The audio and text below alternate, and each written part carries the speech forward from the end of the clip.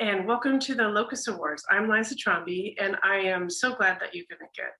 I know it is hell in a handbasket out there, but we're just going to inhabit the Locus Awards bubble for a few minutes, breathe freely before we go back to calling our representatives or writing postcards or doom scrolling or however you deal with the real world these days. So thank you so much for being here with us. Also, a big thank you to all of the finalists who did readings and joined in on the panels.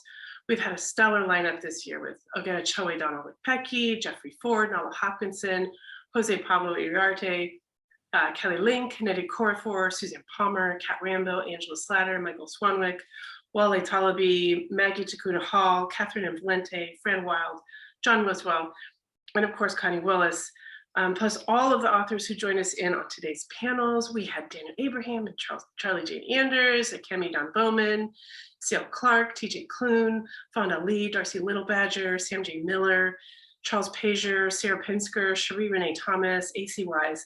Thank you all.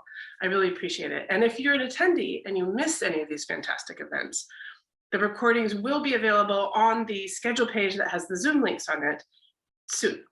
And if you weren't an attendee, what the heck were you thinking? We're going to talk to you later about that. We said last year we thought we would be back in person by now, and if not for that meddling hotel closing down, we might have, but I'm still so pleased, even if just virtually, to celebrate some of the best works of 2021 with you today, as picked by you, the readers, fans, and pros alike. We have a lot of awards to give out. It was a great year for fiction, short and long, and so I should keep things rolling here. My dog just picked up a squeaky toy. There might be squeaking. Okay, our MC, Connie Willis. Well, I'm not going to tell you again about her 11 Hugos and her 7 Nebulas, or the many Locus and Asimov Readers Awards, or the Homer, the Ignotus, or the Italia, the Pre-Ozone. There's a SF Chronicle Readers Award and the SIFWA Awards and the Grand Master from SIFWA. But I will tell you that she's one of the smartest people I know. She's kind and funny, and she's always been here for Locus. So we're deeply grateful for her.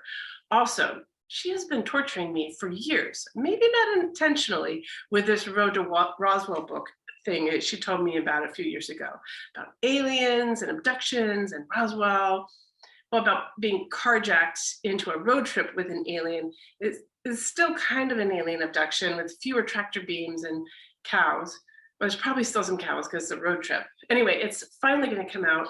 Oh, and I know she had to write some other books along the way, but for some reason, this one's really been stuck in my mind, and it's finally slated to come out next summer, so look out for that. And with that out of the way, please join me in welcoming our MC, Connie Willis. Hi, everybody. Hi, Liza, and all the Locus staff, and all of you out there. Here we are again, and it is so good to see you again. Oh, who am I kidding? I'm on Zoom, and I can't see any of you because this stupid pandemic still isn't over.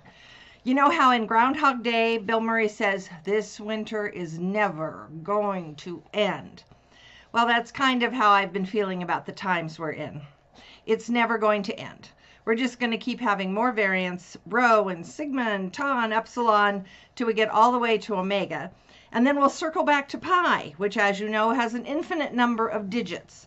And we'll have pi 1314, pi 3.14 and 3.1419 and 3.145926 till we all just give up and take off our masks and die of 3.14159263897932386646, or monkeypox, or cowpox, or koala pox, or sudden onset curmudgeonliness. So the other day I decided that since that was the case, I needed to stop complaining about the pandemic and thinking about it at all, and focus on something cheerful and uplifting, like the January 6th committee hearings. That actually worked pretty well, until I realized that this week was the 50th anniversary of the Watergate break-in, and that Roger Stone, who had been part of the break-in plot and one of Richard Nixon's closest henchmen, I mean, he had Nixon's face tattooed larger than life on his back, is still around and up to his neck in this January 6th mess. A thought that was far more depressing than being stuck in a mask till the end of time could be. So I realized that this was an emergency, and I couldn't think about just something nice, but about the nicest thing in the world, which is, of course, as we all know, chocolate. I mean, how could anything bad be associated with chocolate? Although there was that time when Tommy Smothers fell in the vat of chocolate, which set me thinking about the Smothers Brothers. I don't know if any of you are old enough to even remember the Smothers Brothers. They were these great comedy team back in the 50s and 60s. And they did lots of real folk singing, and then they did lots of comedy numbers. Like, I see by your outfit that you are a cowboy. I see by your outfit that you're a cowboy too. We see by our outfits that we are both cowboys. If you get an outfit, you can be a cowboy too. And one song they sang was about Tommy Smothers falling in a vat of chocolate. And his brother Dickie asked him, "What did you do when you fell in the vat of chocolate?" And Tommy said, "I yelled fire."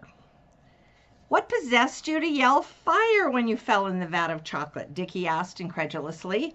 And Tommy said, "I yelled fire because nobody was going to come rescue me if I yelled chocolate," which was true. So I listened to that routine a couple of times and ate some M&Ms and was starting to feel better when somebody asked me if I knew about the great M&M controversy.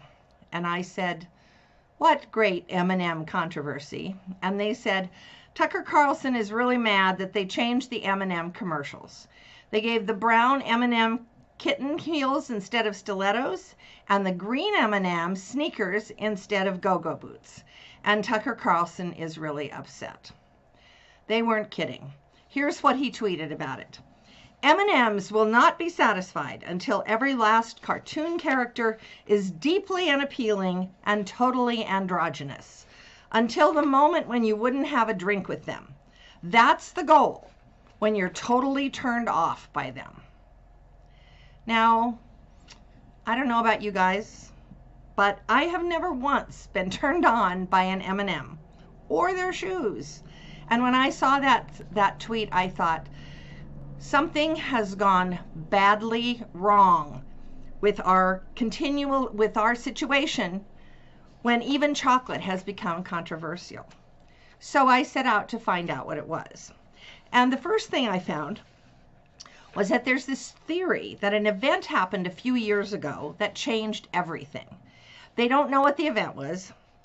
It could have been the death of David Bowie, or Congress holding official hearings on UFOs, or my getting bit by a bat, or the cancellation of Firefly, or all of them put together. But whatever it was, it flung us out of our own timeline and into an alternate universe full of horrible things, like people throwing cake at the Mona Lisa, and reversing Roe v. Wade, and drinking bleach, and Sharknado. The people proposing this theory made a pretty good case for it, I thought. I mean, how else besides being stuck in the wrong timeline can you explain Russia starting a war by invading Ukraine and then getting their ass kicked by Ukraine? And a cargo ship getting stuck in the Suez Canal, sideways. And Captain Kirk going into space as a passenger. And Elon Musk. But even though the rogue timeline thing made a lot of sense, I couldn't really believe in it, you know. It was just too conspiracy theory-ish and science fiction-y. I mean, I know I write science fiction, but some things are just too out there, and I couldn't buy the alternate timeline thing. Even when the green M&Ms controversy was followed by one involving Dr. Seuss, and the U.S. was hit by an invasion of giant M&M-colored jumping Joro spiders, and Will Smith socked Chris Rock on the stage at the Oscars. And the giant black hole at the center of our galaxy turned out to look exactly like a donut. And not just any donut, a Krispy Kreme donut. I mean, it is true that Krispy Kremes are the best donut ever and pretty much almost as good as chocolate. But even so, I just couldn't believe we were in an alternate timeline. And then last week, I saw this headline on Huffington Post. 2 people rescued after falling in vat of chocolate. No, really. It happened in Pennsylvania at a Mars candy factory, and the 2 victims were stuck in the vat for over 2 hours before firemen were able to get them out. The news story said the 2 workers were custodians, though it didn't say how they'd fallen in, or whether they were wearing sneakers or go-go boots at the time, or what they called out when they fell in the vat, although since it was the firemen that showed up, I'm pretty sure that they yelled fire. The story did say, however, that it happened at M&M's factory, so that settled it. I decided we are definitely stuck in a really bad alternate timeline. So, as soon as this year's Locus ceremony is over, I want you all to get busy thinking of a way out of here and back to our own timeline before something else weird happens, like Congress announcing that E.T. and Alf are real, or TV doing a prequel to The Lord of the Rings, or Tucker Carlson deciding Mr. Potato Head is controversial. But for right now, we're going to find out who the recipients of this year's Locus Awards are. This year's presenters are all reviewers for Locus and or members of the Locus board. So without further ado, let's get started. Liza? Our first award is the nonfiction category and will be presented by Alvaro Zainasamaro. Hi, I'm Alvaro Zainasamaro, writer and reviewer, and I'm here to present the 2022 Locus Award for Best Nonfiction. The finalists are Yesterday's Tomorrows by Mike Ashley, After Human, A Critical History of the Human in Science Fiction from Shelley to Le Guin by Thomas Connolly, Roger Zelazny by F. Brett Cox, Jewish Science Fiction and Fantasy through 1945, Immigrants in the Golden Age by Valerie Estelle Frankel, Chinese Science Fiction during the Postmodern Cultural Thought by Hua Li, Gothic, An Illustrated History by Roger Luckhurst, Dangerous Visions and New Worlds, Radical Science Fiction 1950 to 1985, edited by Andrew Nett and Ian McIntyre, Diverse Futures, Science Fiction and Authors of Color by Joy Sanchez Taylor, You Are Not Your Writing and Other Sage Advice by Angela Slatter, and The Young H.G. Wells, Changing the World by Claire Tomlin. And the winner of the 2022 Locus Award for Best Nonfiction is Dangerous Visions and New Worlds, Radical Science Fiction 1950 to 1985, edited by Andrew Nett and Ian McIntyre.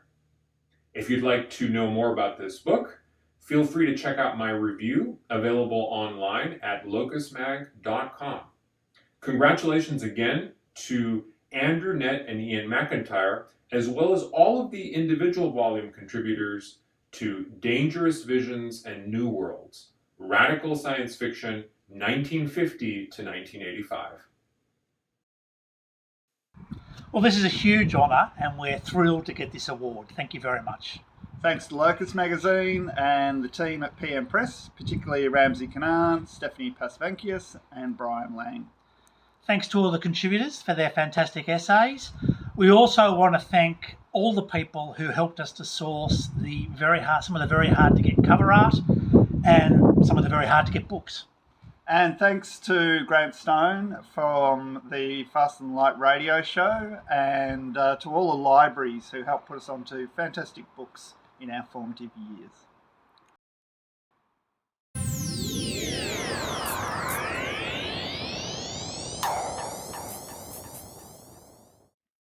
Hi, I'm Francesca Myman, a senior editor and design editor at Locus Magazine, and it is my honor and privilege to introduce the illustrated and art book category with these 10 finalists. Clockwork Curandera, Volume 1, The Witch Owl Parliament, by David Bowles, art by Raoul III, 2 books. Monstrous Mythologies, by Michael Bukowski, Leith. Medusa, by Jesse Burton, with art by Olivia Lamanick Gill, Bloomsbury. Norse Tales, Stories from Across the Rainbow Bridge, by Kevin Crossley Holland, with art by Jeffrey Allen Love, Walker Studio UK 2020, Candlewick Studio US as Across the Rainbow Bridge, Stories of Norse Gods and Humans. Spectrum Fantastic Art Quarterly, Volume 1, by Kathy Fenner and Arnie Fenner, editors, Underwood. After the Rain, by Nnedi Okorafor, adapted by John Jennings, with art by David Brame, Abrams Comic Arts, Megascope.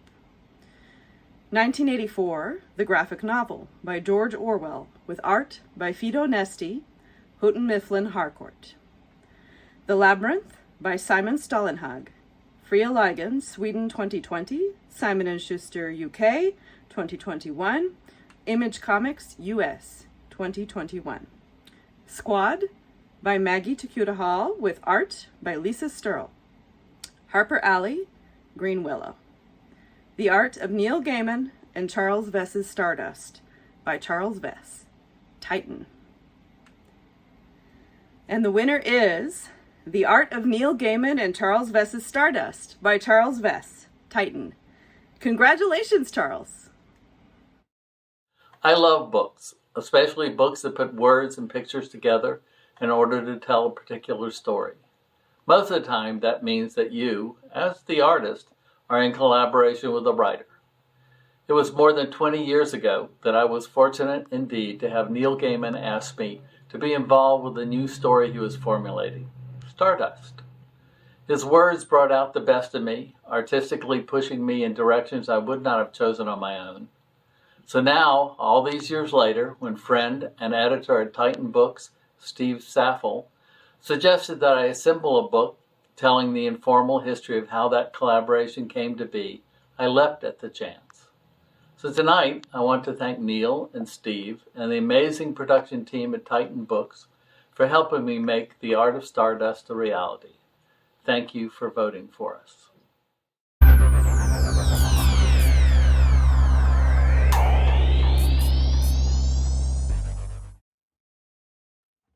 I'm pleased to introduce the artist category with these 10 finalists.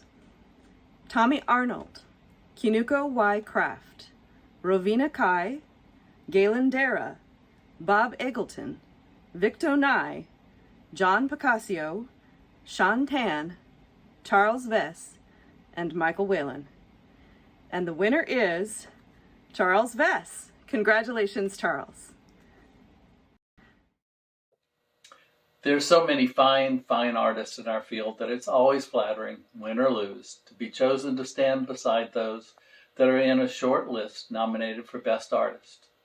Every day we all strive for excellence. Sometimes we have a bad day at the drawing board, or our lives get in the way of even putting our butt in that chair. But what's most important is that we do our best, trying to be just a little bit better of an artist than the day before. So I count myself very lucky indeed to be accepting this award tonight. I must have had a good year. Thanks.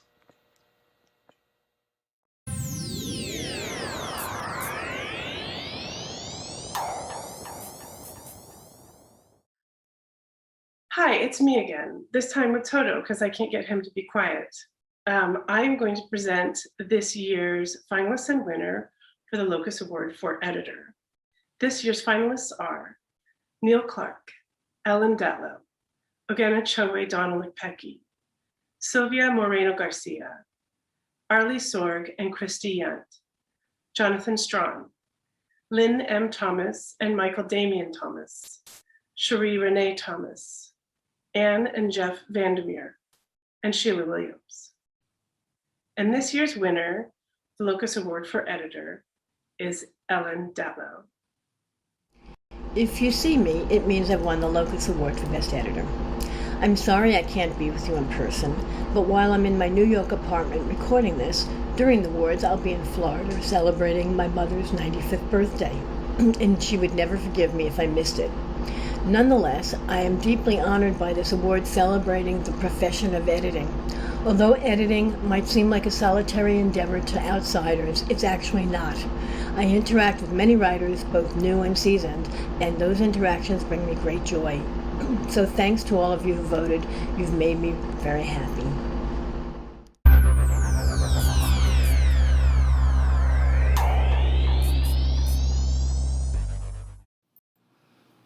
My name is Gary Wolf, and I've been a reviews editor for Locus for longer than is entirely reasonable. I'm also the co-host with Locus Reviews editor Jonathan Strawn of something called the Coode Street Podcast. And I'm here today to announce the nominees and winners, first of all, in the category of publisher. And the nominees in the category of publisher are Angry Robot, Bane, Daw, Galanx, Neon Hemlock, Orbit, Small Beer, Subterranean, Tor, and Tor.com. That sounds like a story prompt for somebody. I mean, the Angry Robot was having a small beer in its subterranean orbit. Well, let's just get on with the actual winner. The winner for the Best Publisher this year's Locus Awards is Tor. Congratulations to everybody at Tor. Hi, I'm Baby, and I am the president and publisher of Tor Books, and I am so excited to accept this award for Best Publisher. Thank you so much. We would not be here without all of our fans, all of our authors, and all of our agents. We appreciate everything you do for us, and we are so grateful for this amazing, amazing award. Thank you.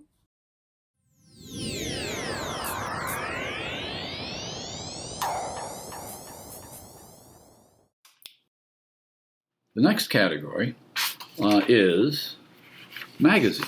The Locus Award nominees for magazine this year are Analog, Asimov's Beneath Ceaseless Skies, Clark's World, FNSF, Via, Lightspeed, Strange Horizons, and Tor.com, and Uncanny. And the winner in the category of magazine is Tor.com. And again, congratulations to all the authors and editors at Tor.com. Oh my gosh, thank you. Thank you. It is such an honor to receive this recognition. Thank you to all the readers that come to the site, participate, comment, and really just being part of the community. We have such an amazing group of people that put the site together and work with all of these amazing writers, bloggers, artists. It's just an incredible thing to come to work every day and have that much creativity and thoughtfulness go into the site every day. And it's a real honor that other people are enjoying it over these, hard to believe, almost 15 years. So thanks again. Bye-bye.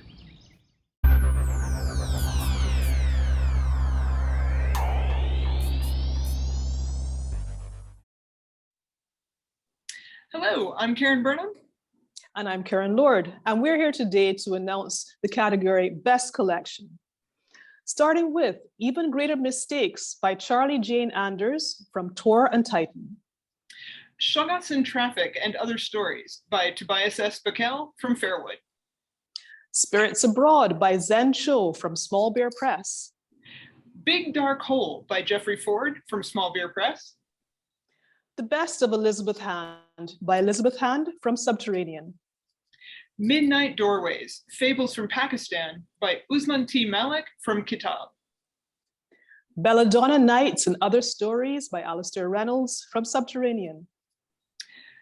Alias Space and Other Stories by Kelly Robeson from Subterranean.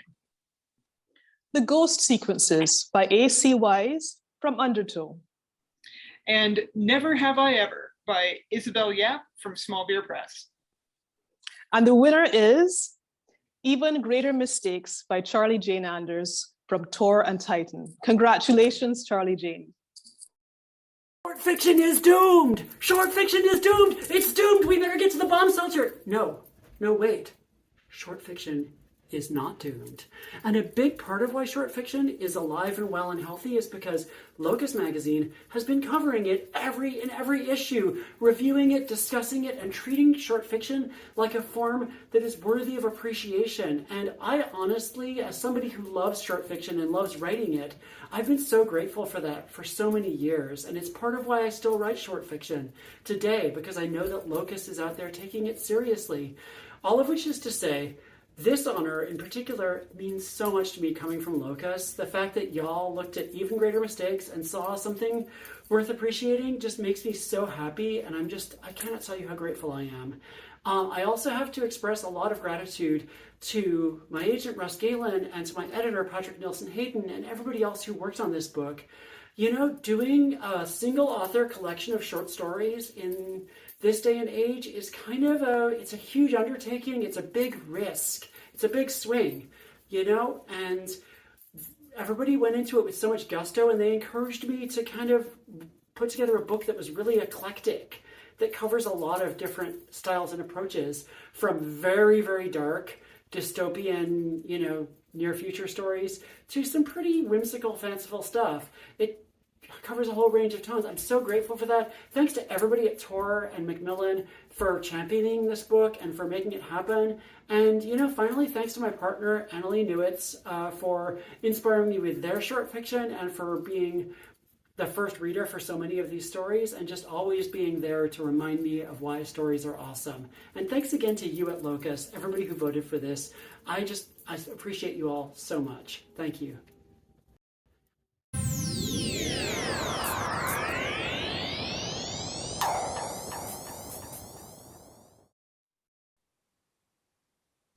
Next, we'd like to announce the nominees for Best Anthology, starting with We're Here, the Best Queer Speculative Fiction 2020, edited by C.L. Clarke and Charles Pissur from Neon Hemlock. The Best Horror of the Year, Volume 13, edited by Ellen Datlow from Nightshade. When Things Get Dark, stories inspired by Shirley Jackson, edited by Ellen Datlow from Titan. Year's Best African Speculative Fiction 2021, edited by Ogenichove Donald Ekpeki from Jembefola. Speculative Fiction for Dreamers, a Latinx anthology, edited by Alex Hernandez, Matthew David Goodwin, and Sarah Rafael Garcia from Mad Creek. Sword, Stone, Table, Old Legends, New Voices, edited by Swapna Krishna and Jen Northington from Vintage. Unfettered Hexes, Queer Tales of Insatiable Darkness, edited by Dave Ring from Neon Hemlock. The Best American Science Fiction and Fantasy 2021, edited by Veronica Roth and John Joseph Adams from Mariner. The Year's Best Science Fiction, Volume 2, edited by Jonathan Strawn from Saga. The Best of World SF, Volume 1, edited by Levi Tidar from Head of Zeus. And the winner is We're Here, the Best Queer Speculative Fiction 2020, edited by C.L. Clarke and Charles Pissur from Neon Hemlock. Congratulations to the editors and all the authors. Hi everyone, and thank you so much for the honor of your votes for this year's Locus Awards. Thank you to everyone who made this award and this conference possible, and thanks to Dave Ring and Neon Hemlock for bringing me on board for the inaugural book of this series, as well as, of course, to Charles Pissur, a great co-editor. My introduction to this collection says it better than I can in this single minute, but I'd like to reiterate how important it is that we've all traveled so far together. Each of these stories teases out a different kind of journey that anyone can travel, queer or not. I guarantee you will recognize the stops, whether the authors are taking you past sites of grief or looking back in the rearview mirror for that one last glimpse of joy, or if they're hiking onward to better days.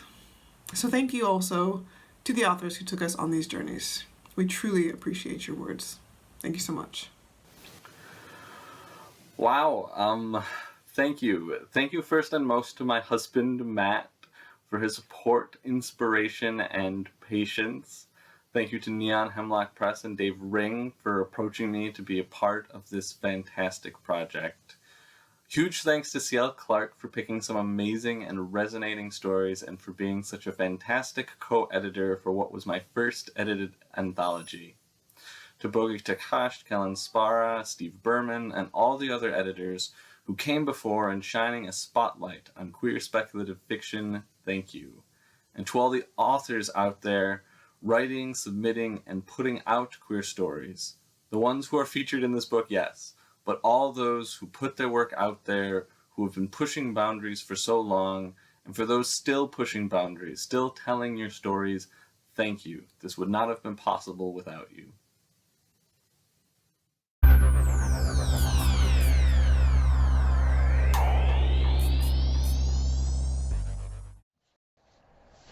Hi again. Sorry to interrupt, but somebody just texted me and said they don't believe we're really stuck in a rogue timeline rather than the one we're supposed to be in, and do I have any other evidence? Why, yes. As a matter of fact, I do.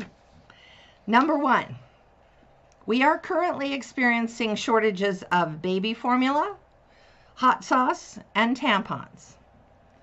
Tampax has blamed the tampon shortage on Amy Schumer, who did some commercials for them, and they said she did too good a job and sales shot up. And that's why there's a shortage. Although I would just like to say that tampons are by nature a product that is stable. And Amy said, hey, why is this my fault? I don't even have a uterus. Number 2, just this week, a worker at a Home Depot warehouse managed to impale herself on a crowbar while driving a forklift. It happened in Roswell. No, not that Roswell. Roswell, Georgia. And nobody seemed to know what had happened or how it had happened. It reminded me a little of the time the grandmother of a friend of mine managed somehow to get the parking garage bar, you know, the bar that comes down and goes up to let you out or let you in. She managed to get it stuck through the front seat of her car, in one window and out the other window. And they had to completely dismantle the arm to get it out. Nobody knew what happened that time either. Now, if the crowbar thing had happened in Roswell, New Mexico, we would have known exactly how it happened. The aliens were obviously using crowbars to probe people, and we and Congress now have something else to worry about besides being abducted and microchipping and mutilated cattle. Number 3, police have recently arrested a number of people who had things stuffed down their pants.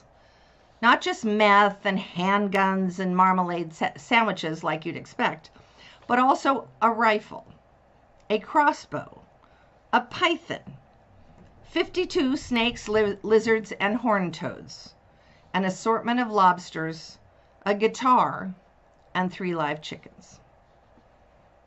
Convinced yet? Okay, well, how about this? Johnny Depp and Amber Heard just spent weeks in court proving beyond a reasonable doubt that they are both people that you would not want to be married to. And Gwyneth Paltrow is currently selling a candle labeled, "This smells like my vagina." It costs $149 plus tax and shipping. It is sold out. Still not convinced? Okay. A new species of millipede has just been named after Taylor Swift. And QAnon is at it again. I am not talking about your ordinary garden variety nutball insurrectionist QAnoners who wear football horns and think Biden is dead and Trump is secretly running the country. I mean the really crazy ones who are right now in what used to be Dealey Plaza and is now Discovery Plaza in Dallas, waiting for JFK Jr. to show up. They have been there for months, and they're also waiting for Michael Jackson, Carrie Fisher, and Prince, and assorted other dead people, some of whom they claim they have already seen walking around the streets. They are also waiting for 10 days of darkness to cover the earth, after which JFK Jr. will announce that he is the reincarnation of Jesus Christ, and Melania Trump will be crowned Queen of Russia. I am not making this up. I'm sorry. As one QAnon person who was interviewed while waiting there explained, it all makes sense. Where was JFK shot? Dealey Plaza. Where will he reappear? Discovery Plaza. Where did Kevin McAllister stay in Home Alone 2? The Plaza Hotel. And who did he see when he first went there? Donald Trump. There's your proof. I am not making that up either. Convinced we're in the wrong timeline now? I thought so. Okay, back to the awards. I'd like to take a minute to thank all of the people, Locus staff and others who helped put the Locus Awards ceremony together and all the events leading up to it. It's a lot of work and I really appreciate all of your help. I'd also like to introduce the Locus Special Award. A few years ago, we decided we really needed an award to celebrate and honor the people who go beyond the call of duty as far as putting in personal time and energy to help make the field a better place to exist in. They work in community development and education. They build platforms for new voices, all kinds of different things. And there's so many people out there doing wonderful work. This year's special award will be presented by our senior editor, Arlie Sorg, among the many hats that he wears in the field. Please welcome Arlie Sorg. Oh, hello. I'm Arlie Sorg, senior editor at Locus Magazine, and a bunch of other stuff. We started the special award in 2018 to acknowledge individuals and organizations doing important work in the field. Prior recipients are Clarion West, Marianne Mohanraj, Writing the Other with Nisi Shawl, Cynthia Ward, and Kate Tempest Bradford. And last year's recipient was Bill Campbell and Rosarium Publishing. I'm extremely happy to announce that the 2022 Locus Special Award for Community Building and Career Development goes to the Codex Writers Group. Founded in 2004 by Quinn Isla Reed, Codex operates primarily as an online messaging board and more recently a Slack channel. But the group is much more than that description. When I joined, it was described as a place where newer writers can meet more established writers and everyone can work together to figure out this thing called publishing. There are activities like story prompts, critique channels, and friendly contests. Plus, Codex folks often have get-togethers at conventions, making it that much easier to deal with going to those things and being around lots of people.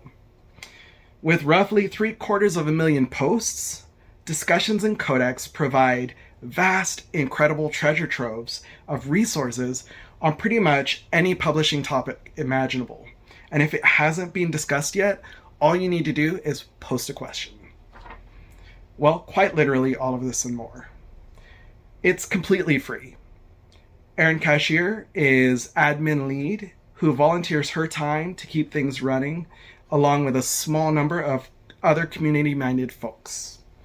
What began in 2004 with a couple dozen writers grew into a social group which has seen at least 10,000 members over the years from all over the world, with a current estimated membership of roughly 3,000. Members of Codex have been nominated for and won pretty much every major genre fiction award there is, including Hugo's, Nebula's, Sturgeon's, Bram Stoker's Locus Awards.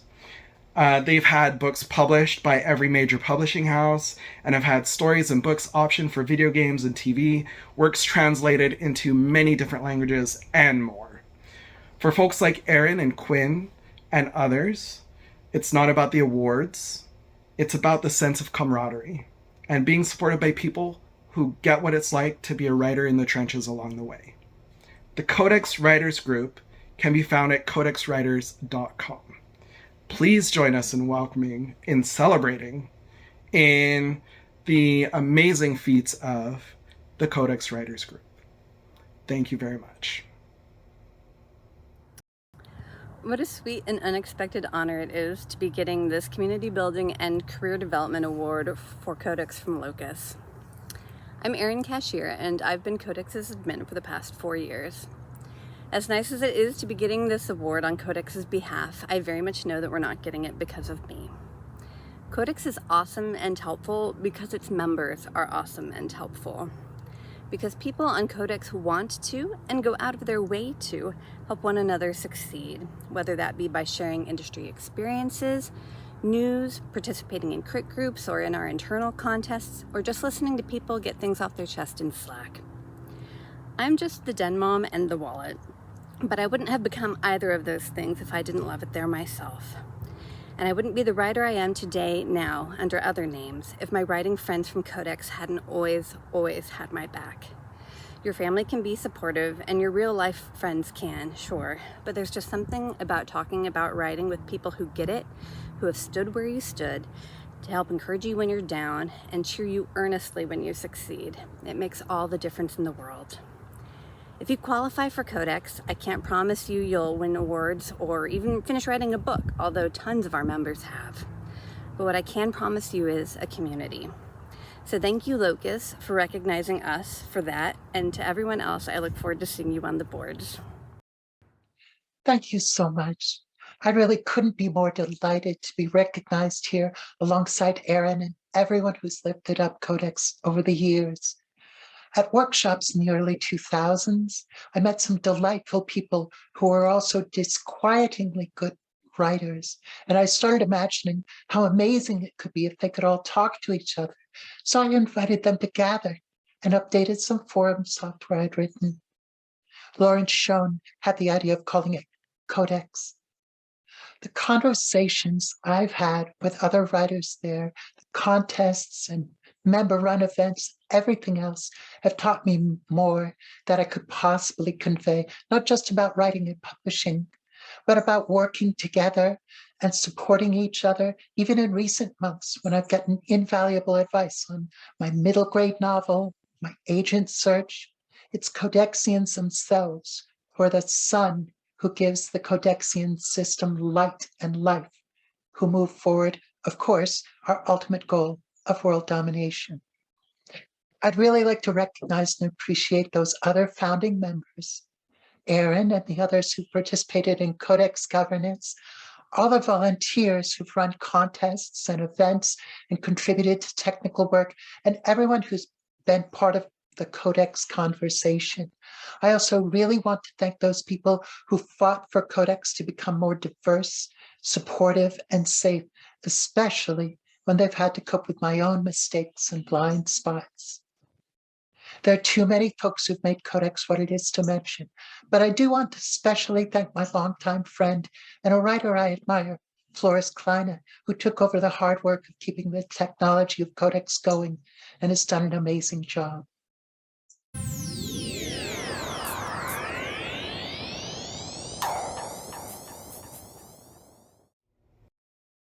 I'm here to announce the winner for Best Short Story.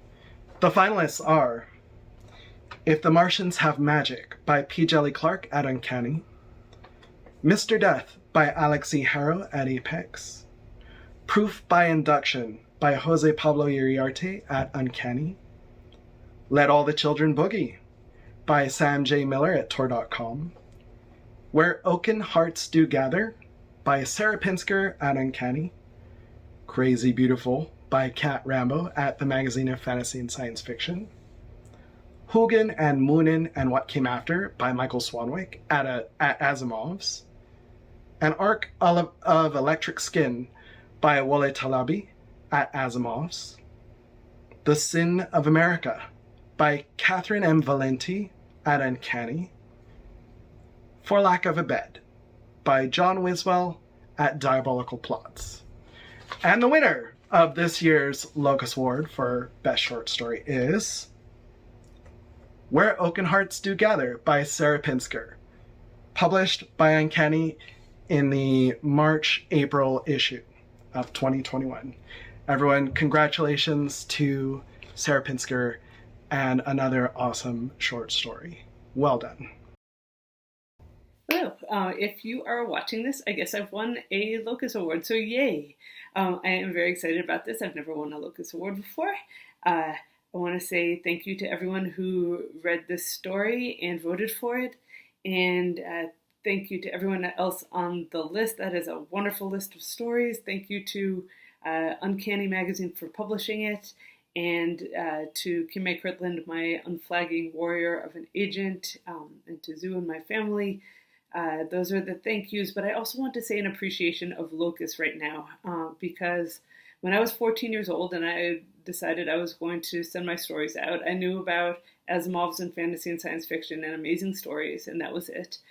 So I went down to the Toronto Public Library, the big reference library downtown, and I asked where I should go to find places to send my stories, and they probably should have given me the Writer's Market book, but they gave me the back issues of Locus, and I sat and I read a whole bunch of back issues of Locus, and I did not in fact find any new places to submit. I don't think, maybe not that I remember, but what I found was very cool, because I saw all of these things happening and people and pictures of people who I thought were books. Like literally, I thought that like I never really considered there were people behind the books that I read and the stories that I read in the magazines, and suddenly there they were in pictures, and uh, that was sort of my introduction to the writing world, and I'm really glad that Locus exists, and I and the people of Locus. So I want to say thank you to Locus for making this happen tonight and this whole weekend, and uh, just and the magazine. And I hope you find the support in this community that you deserve, because you do a good thing for us. But thank you again to the readers. Thank you all. Bye bye.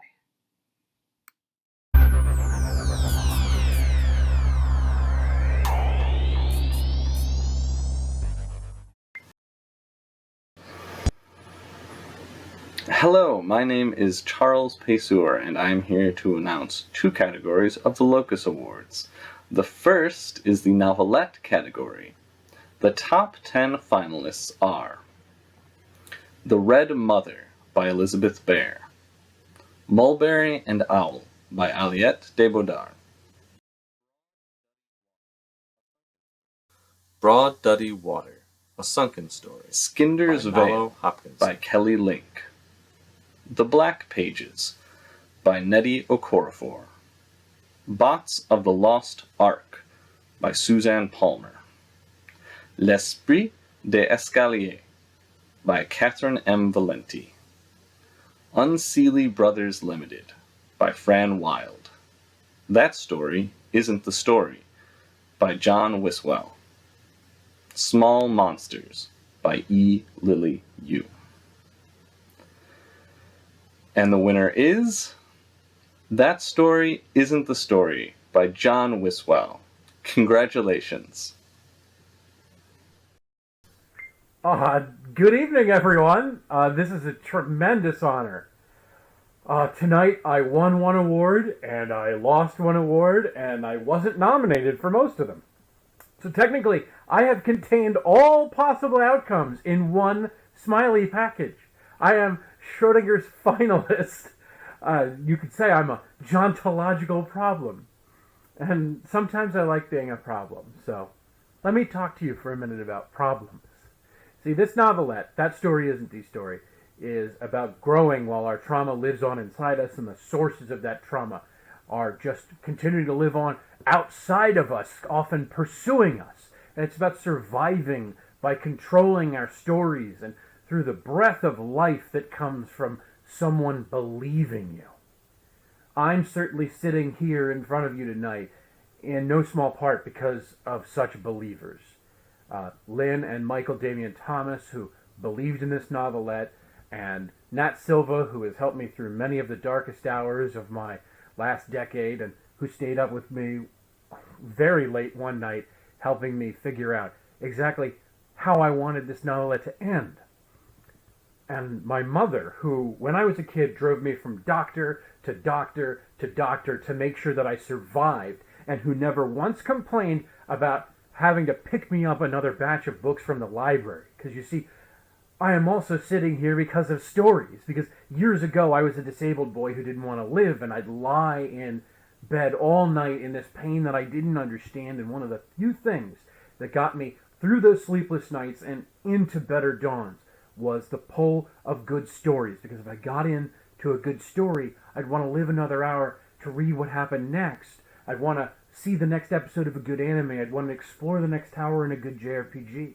Today I'm alive in no small part because of stories, and I am trying to pay back that debt, to touch others on their worst days like storytellers did for me. Thus today I am a disabled man who survived, and it's Pride Month, and I am an asexual man who survived, and I am an aromantic man who survived, and I write the stories that express what love means to me and how I give it and how I receive it. And tonight I'm just so honored that you would reach out and touch me back in this way.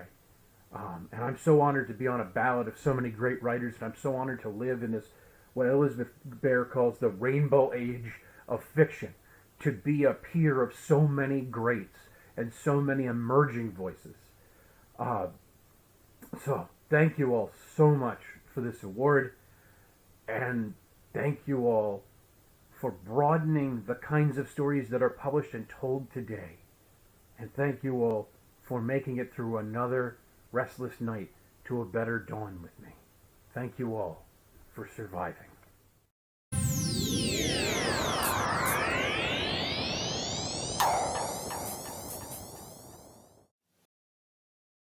The second category I'll be announcing is for Best Novella.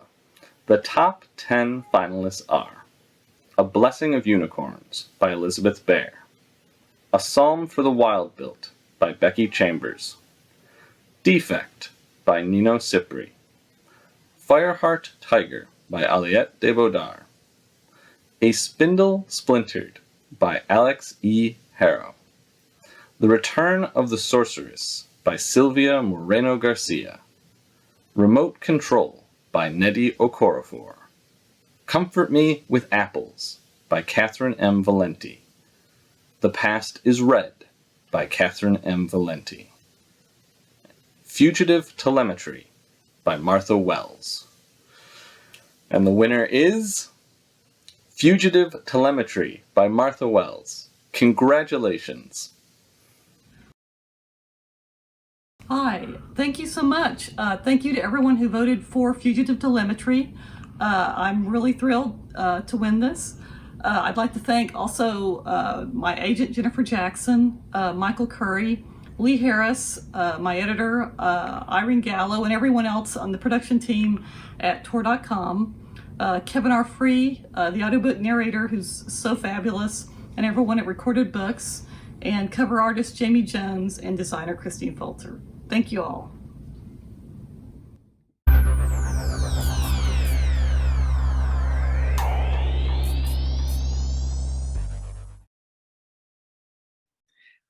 I'm Alex Brown, and I'll be announcing the first novel category. The nominees are The Unbroken by C.L. Clarke, A Master of Gin by P. Jelly Clark, Machinehood by S.B. Divya, The All-Consuming World by Cassandra Kaw, A Marvelous Light by Freya Marsk, Winter's Orbit by Everina Maxwell, She Who Became the Sun by Shelley Parker Chan, The Chosen and the Beautiful by Neve O, Wendy Darling by A.C. Wise, and Iron Widow by Juran J. Zhao.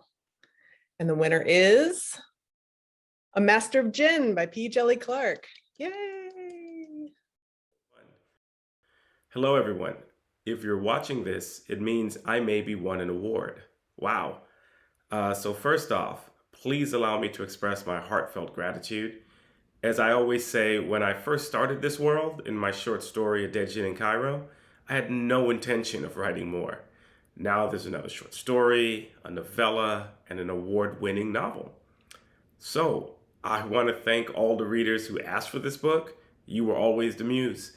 I want to thank the entire Tor team, my agent Seth Fishman, and everyone who made this possible. Thanks to the voters and folks at Locus for this honor. Last but not least, thanks always to Diana Foe, who decided to take a chance on a quirky story of a dapper suit-wearing agent investigating the story of a dead djinn amid a magical steampunk Cairo. You gave Agent Fatma a home. To Danny, Nia, and Naya, thanks for being my #1 fans.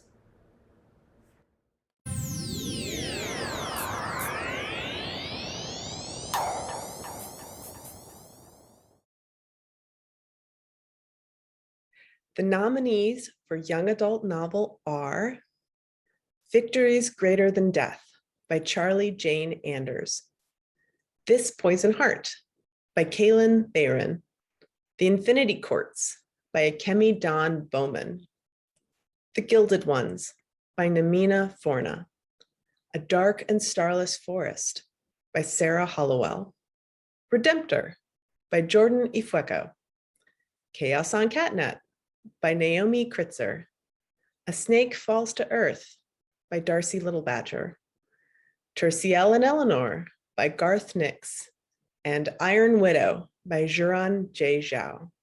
And the winner is Victories Greater Than Death by Charlie Jane Anders. Oh my God, thank you so much, Locus. Thank you. I honestly cannot tell you how much this means to me. I believe that escapist stories can help us to survive when things get really hard and scary, and I poured all of my yearning to escape into fantasy and wonder, into victories greater than death. Enough escapism for 10,000 Harry Houdinis. You know, my whole life, I dreamed of walking through a magic portal or getting onto a spaceship or even walking inside an old-fashioned London police box. And I believe that these stories aren't about running away from our problems. They're about finding ourselves and finding courage and strength and fighting back and, you know, finding community and chosen family and doing what's right and becoming our best selves. So I'm just so grateful to everybody at Locus and everybody out there who has embraced victories greater than death. It really means so much to me that y'all have been willing to come along on this journey with Tina, Elza, Rachel, and everybody else.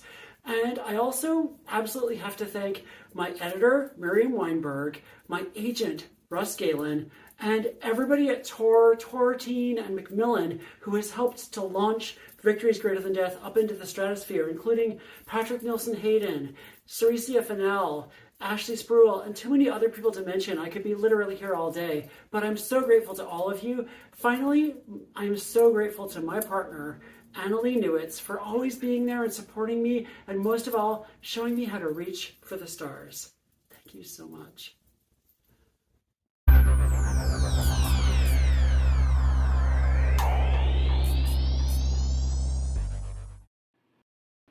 Hello everyone, Gabino Iglesias here, coming at you from an undisclosed location to give you the nominees for Best Horror Novel, and obviously the winner, right? They're all winners in our hearts, but only one of them can claim the title and talk smack for a year. Here are your fantastic nominees. Revelator by Daryl Gregory, The Final Girl Support Group by Grady Hendrix, My Heart is a Chainsaw by Stephen Graham Jones, Billy Summers by Stephen King, Later by Stephen King. This Stephen King guy has a future in horror. Moonlake by Joel Lansdale, A Broken Darkness by Creamy Mohammed, Sorrowland by Rivers Solomon, The Death of Jane Lawrence by Caitlin Starling, and The Book of Accidents by Chuck Wendig. An outstanding list of nominees. And the winner is My Heart is a Chainsaw by Stephen Graham Jones. Congrats, Stephen. You deserve it. Hey, wow, there's got to be a mistake here, right? I've seen the other names on this ballot. I've read a lot of these books, and I'm nothing but honored to be getting this. But at the same time, there's got to be a miscount, right? Because there is some really good stuff on this list. And wow, thank you, everybody. Thank you, Locus. Thank you, readers. Thank you, slasher believers like myself. Thank you for believing in a slasher novel. My Heart is a Chainsaw doesn't happen without people out there and get all the references, you know? Thank you to my agent, BJ Robbins, for working with me on this book for so long in so many different drafts and versions and working through all my ridiculous, stupid stubbornness. And thank you to Joe Monti for crawling into this book and making it so much better, making it where it opens up into a trilogy. It never opened up into a trilogy before Joe started messing with it. Thank you, Joe. Thank you, Saga. Thank you, Simon and Schuster. Thank you, Gallery. I guess I said that backwards. Thank you, Saga, Gallery, and Simon Schuster. I feel like I've found a good home with y'all, and I'm quite happy to be here. So, I wish I were there in person. I've been to these Locus Awards before, and they're a very good time. I think I remember, is there a banana involved? I seem to remember a banana and lots of cool shirts. Anyways, wow, surprised, honored. This means a lot. Thank you.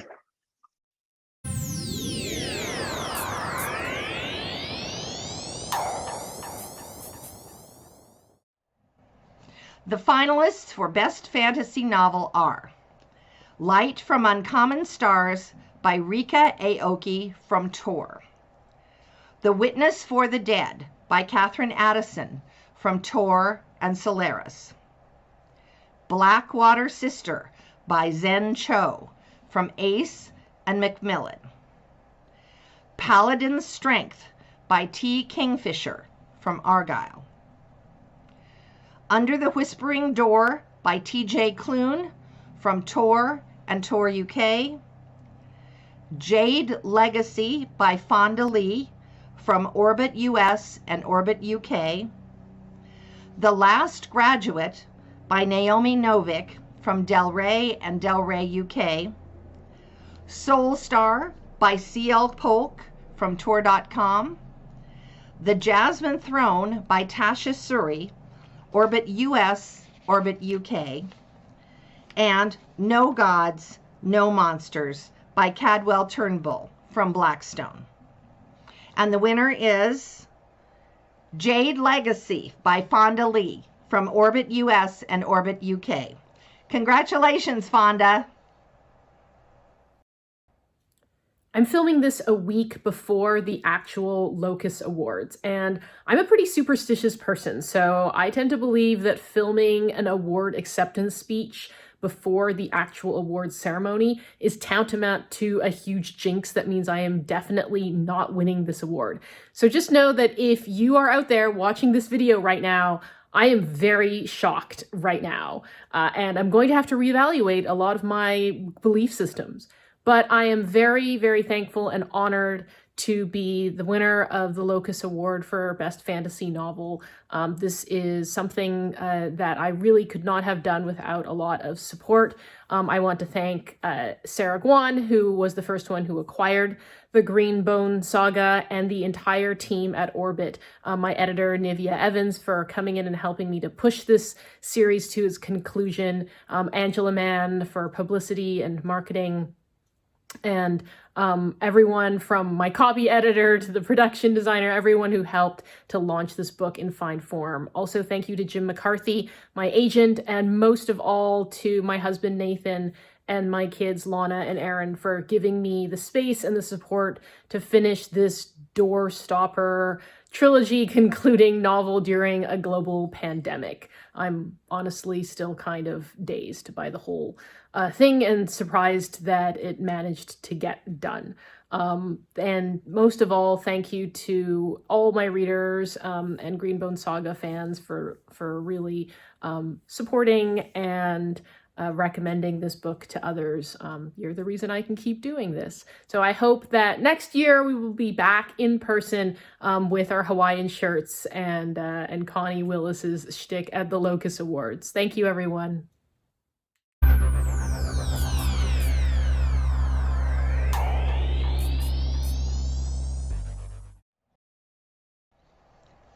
The finalists for Best Science Fiction Novel are The Galaxy and the Ground Within by Becky Chambers, Hodder and Stoughton, and Harper Voyager US. Leviathan Falls by James S.A. Corey from Orbit US and Orbit UK. The Echo Wife by Sarah Gailey from Tor and Hodder and Stoughton. Clara and the Sun by Katsuo Ishiguro from Knopf and Faber. A Desolation Called Peace by Arkady Martine from Tor and Tor UK. Noor by Nettie Okorafor from DAW. We Are Satellites by Sarah Pinsker from Berkeley and Ad Astra. You Sexy Thing by Kat Rambo from Tor. Shards of Earth by Adrian Tchaikovsky from Tor UK and Orbit US, and Hummingbird Salamander by Jeff Vandermeer from MCD and Fourth Estate. And the winner is A Desolation Called Peace by Arkady Martine from Tor and Tor UK. Congratulations, Arkady.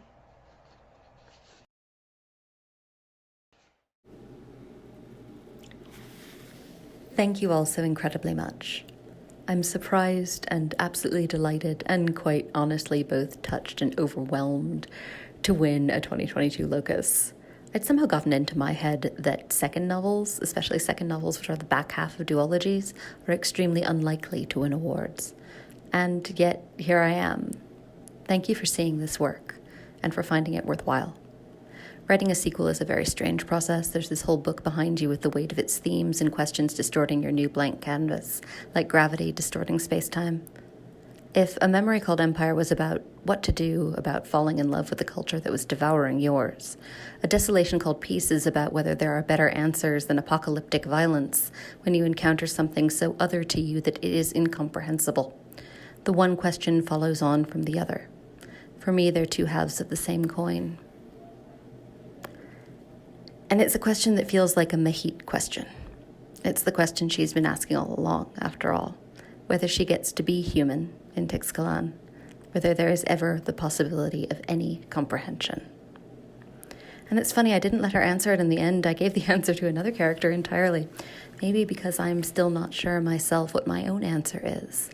Can we comprehend each other? Can we see each other very well, and not retreat, flinching, into negation? I don't know, but I do know this. You, who are my peers in this strange and glorious genre where we get to ask these questions, you saw this book and what I was trying to do. So thank you entirely. I want to thank my editor, David Pillai, who continues to tell me that I've forgotten to put in the parts of the book that make it sing. At least I was only off by 20,000 words this time, Davy. I'm getting better. And then she trusts me to find where they ought to go. My agent, Dongwon Song, who believes in the strange, intense project of these books and was the first person to see them entirely for what they could be and has championed them ever since. My co-workers at MNerd, who put up with me having a second and weirder career than the one they hired me for. And most of all, my darling wife, Viv. Telling you stories is the delight of my life, and I couldn't do any of this without you. I'd also like to thank my father, Ira Weller. This is the last novel of mine he got to read. I lost him earlier this year. That he, who gave me science fiction at all in the first place, thought I had done right means everything to me. And I wish he could know that you all think so too. Thank you again.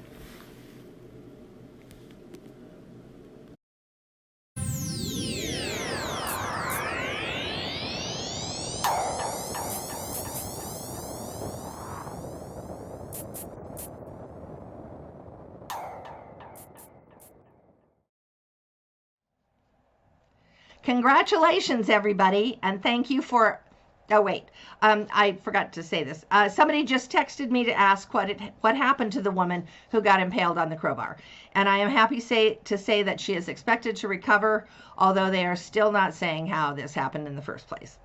Anyway, that's it for this year's Locus Awards ceremony. Congratulations to all the winners, and thank you to all the presenters, and to Locus and all its staff, and to the production crew.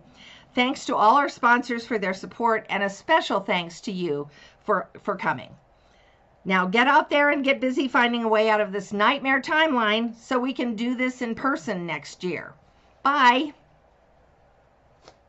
Thank you all for coming to the Locus Awards ceremony for 2022, to everyone that helped, and to our sponsors and advertisers. I hope that you all have a safe and healthy rest of the year, and that we get to see each other in person for real next year.